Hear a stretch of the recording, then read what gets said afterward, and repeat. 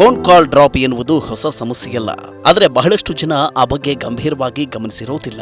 ಗಮನಿಸಿದ್ರೂ ಕೂಡ ಕಾಲ್ ಡ್ರಾಪ್ ಸಮಸ್ಯೆಯನ್ನ ಸರಿಪಡಿಸುವುದಕ್ಕೆ ಮುಂದಾಗಿರುವುದಿಲ್ಲ. ಆದರೆ ಪದೇ ಪದೇ ಕಾಲ್ ಡ್ರಾಪ್ ಆಗ್ತಾ ಇದ್ರೆ ಮಾತ್ರ ಬಹಳಷ್ಟು ಕಿರಿಕಿರಿಯಾಗುವುದಂತೂ ಸತ್ಯ. ಅಲ್ಲದೆ ತುರ್ತು ಸಂದರ್ಭದಲ್ಲಿ ಕಾಲ್ ಡ್ರಾಪ್ನಿಂದ ಸಾಕಷ್ಟು ಹಾನಿಯೂ ಉಂಟಾಗಬಹುದು. ಕಾಲ್ ಡ್ರಾಪ್ ಆಗ್ತಿದ್ರೆ ನಾವೇನ್ ಮಾಡಬಹುದು? ಸ್ಮಾರ್ಟ್ ಫೋನ್ನಲ್ಲಿ ತುರ್ತಾಗಿ ಒಂದು ಕರೆಯಲ್ಲಿ ಇರ್ತೇವೆ. ಆಗ ಇದ್ದಕ್ಕಿದ್ದಂತೆ ಫೋನ್ ಕಟ್ ಆಗುತ್ತೆ. ಏನಾಯಿತು ಅಂತ ಅರ್ಥ ಆಗೋದಿಲ್ಲ. ಫೋನ್ನ ಇನ್ನೊಂದು ಬದಿಯಲ್ಲಿದ್ದ ವ್ಯಕ್ತಿ ಕರೆ ಕಟ್ ಮಾಡಿರಬಹುದು ಅಂತ ಭಾವಿಸ್ತೇವೆ. ಫೋನ್ ಕರೆ ಮಾಡಿ ಕೇಳಿದಾಗ ಆತ ಕೂಡ ಕಾಲ್ ಕಟ್ ಮಾಡಿಲ್ಲ ಅಂತಾನೆ ಹೇಳ್ತಾನೆ. ಇದು ಆಗಾಗ್ಗೆ ಸಂಭವಿಸ್ತಾ ಇರುತ್ತೆ.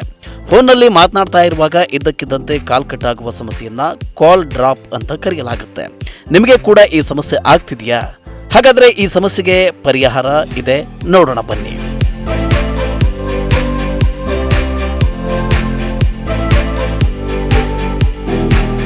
ಮೊದಲಿಗೆ ನಿಮ್ಮ ಪ್ರದೇಶದಲ್ಲಿ ಉತ್ತಮವಾದ ನೆಟ್ವರ್ಕ್ ಇರುವ ಸಿಮ್ ಕಾರ್ಡ್ ಅನ್ನು ಆಯ್ಕೆ ಮಾಡಿಕೊಳ್ಳಿ.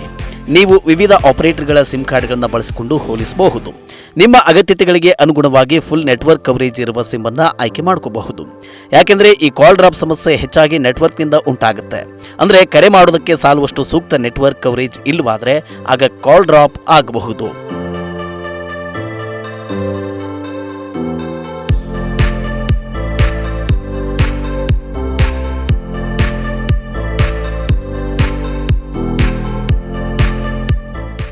ಕರೆ ಮಾಡೋದಕ್ಕೆ ಯಾವಾಗಲೂ ಉತ್ತಮವಾದ ಸಂಪರ್ಕ ಅಥವಾ ಸಿಗ್ನಲ್ ಅಗತ್ಯ ಇರುತ್ತೆ. ನೀವು ಫೋನ್ನಲ್ಲಿ ಮನೆಯೊಳಗೆ ಮಾತನಾಡುವಾಗ ಮಾತ್ರ ಈ ಸಮಸ್ಯೆ ಆಗ್ತಿದ್ರೆ ನಿಮ್ಮ ಮನೆಯ ಒಳಗೆ ಸಿಗ್ನಲ್ ಸರಿಯಾಗಿ ಸಿಗ್ತಾ ಇಲ್ಲ ಎಂದರ್ಥ. ಆದ್ರಿಂದ ಫೋನ್ ಸಂಪರ್ಕ ಕಡಿತಗೊಳ್ತಿದೆ. ಹಾಗಾಗಿ ಫೋನ್ ಬಂದ ಸಂದರ್ಭ ಮನೆಯಿಂದ ಹೊರಗಡೆ ಬನ್ನಿ ಅಥವಾ ಟೆಲಿಕಾಂ ಆಪರೇಟರ್ ಅವರಿಗೆ ದೂರನ್ನ ಕೊಡಿ. ಕೆಲವೊಮ್ಮೆ ಬಹುಮಹಡಿ ಕಟ್ಟಡಗಳಲ್ಲಿ ನೆಲಮಹಡಿಯಲ್ಲಿ ಕೂಡ ನೆಟ್ವರ್ಕ್ ಸಮಸ್ಯೆ ಇರುತ್ತೆ. ಆ ಸಂದರ್ಭದಲ್ಲಿ ಕಾಲ್ ಡ್ರಾಪ್ ಆಗಬಹುದು.